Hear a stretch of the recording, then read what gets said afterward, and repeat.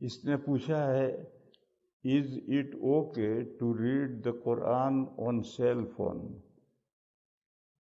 مرکز نظام الدین میں جو امیر ہیں اس وقت مولانا سعد صاحب، وہ تو کہتے ہیں کہ موبائل میں تلاوت کرنا ہی جائز نہیں۔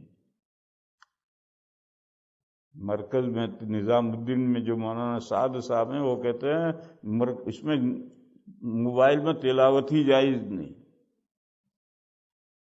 مسجد میں سارے قرآن رکھے ہوئے ہیں، موبائل میں تلاوت کرنے کی ضرورت کیا؟ میں یہ نہیں کہتا جو مولانا سعد صاحب کے بارے میں ہے کہ موبائل میں تلاوت ہی جائز نہیں ہے، میں یہ نہیں کہتا۔ میں یہ کہتا ہوں کہ مسجد میں 10 قرآن رکھے ہیں، آپ کو موبائل میں پڑھنے کی کیا ضرورت ہے؟ قرآن لے کر کیوں نہیں پڑھتے؟ اور آپ کے گھر میں بھی قرآن ہے، کوئی مسلمان کا گھر قرآن سے خالی نہیں ہوتا ہے، تو آپ قرآن لے کر کیوں نہیں پڑھتے اس میں؟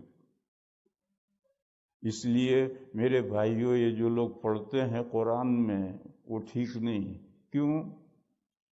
قرآن کو ڈاؤن لوڈ کرو گے تو ہی تو پڑھو گے، اور ڈاؤن لوڈ کرو گے تو چٹ میں جائے گا، ڈیجیٹل میں جائے گا قرآن، اور ڈیجیٹل دنیا کی خرافات کا مجموعہ ہے، اس میں معلوم نہیں کیا کیا بھرا پڑا ہے۔ تو اس ڈیجیٹل میں اللہ کے بندو قرآن کیوں ڈالتے ہو؟ قرآن شریف لو اور اس سے پڑھو۔ پھر یہ پوچھتا ہے کہ ول دا ریوارڈ بی سیم؟ قرآن میں پڑھنے کا ثواب اور موبائل میں پڑھنے کا ثواب یکساں ہوگا؟ جی یکساں ہوگا، اس ثواب میں کوئی فرق نہیں پڑتا۔ Is it a necessary to have? کیا ادو کیا ہے؟ ادو کیا؟ وضو کہاں لکھا ہے؟ وضو لکھا ہے لیکن Is it necessary to have وضو to read؟ قرآن پڑھنے کے لیے وضو نہیں، بے وضو بھی قرآن پڑھ سکتے ہیں، البتہ ہاتھ لگانا جائز نہیں۔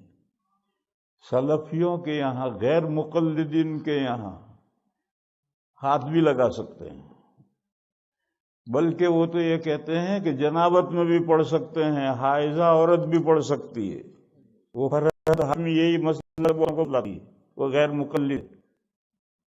اہل سنہ والجماعہ کے نزدیک جنابت میں اور حیض اور نفاس کی حالت یہ بھی جنابت ہے، اور غسل جنابت کی حالت میں قرآن کو نہ ہاتھ لگانا جائز ہے نہ قرآن پڑھنا جائز ہے۔ اور بے وضو قرآن پڑھ سکتے ہو، ہاتھ لگانا جائز نہیں۔